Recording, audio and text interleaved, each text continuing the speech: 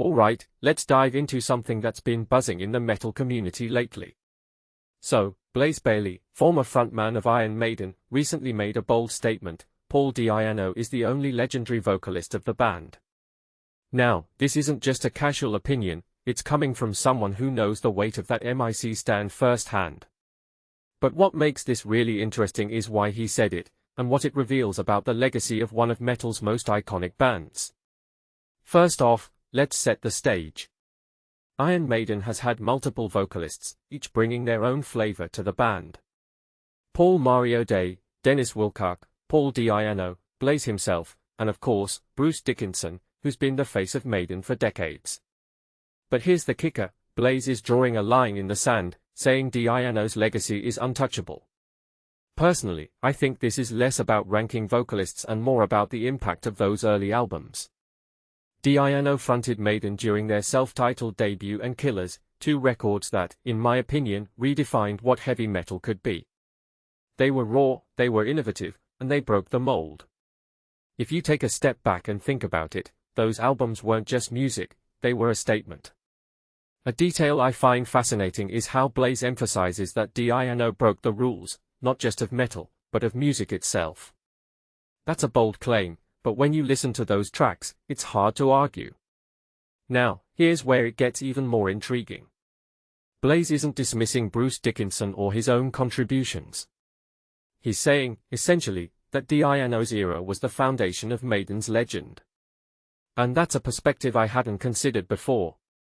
What many people don't realize is that while Dickinson's era brought global success and anthemic hits, Anno's era was about raw, unfiltered energy.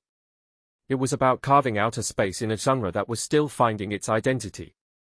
In my opinion, this raises a deeper question: can a band's legend be tied to a specific era or vocalist, even if others carried the torch longer?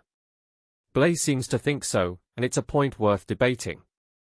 One thing that immediately stands out is Blaze's personal connection to Anno. They toured together after their Maiden days, hitting places like Russia, Scandinavia, Australia, and New Zealand.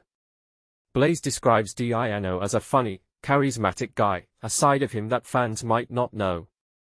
This humanizes Anno in a way that adds depth to his legacy. It's not just about the music, it's about the person behind it.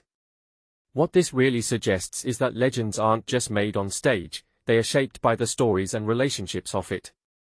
But let's not forget the elephant in the room: Anno's later struggles. His health issues and personal challenges are the focus of a recent documentary, Anno, Iron Maiden's Lost Singer. This adds another layer to the conversation. From my perspective, it's a reminder that legends are often flawed, complex individuals. Their struggles don't diminish their impact; if anything, they make their achievements more profound. What makes Anno's story so compelling is that it's not a perfect narrative, it's messy, it's real, and it's human. So, where does this leave us? Blaze's statement isn't just about ranking vocalists, it's about recognizing the unique contribution of Anno's era. Personally, I think it's a call to appreciate the roots of what made Iron Maiden great. Those first two albums weren't just records, they were a revolution. And Anno was at the center of it. Whether you agree with Blaze or not, one thing's clear: Paul Anno's legacy is timeless. It's not about who's better or worse, it's about what he brought to the table that no one else could. And that, in my opinion, is what makes him a legend. But here's my closing thought: what do you think? Is Blaze right? Or is the legend of Iron Maiden too big to belong to just one vocalist? Let me know in the comments. Because, at the end of the day, it's not just about the music, it's about the conversation it sparks.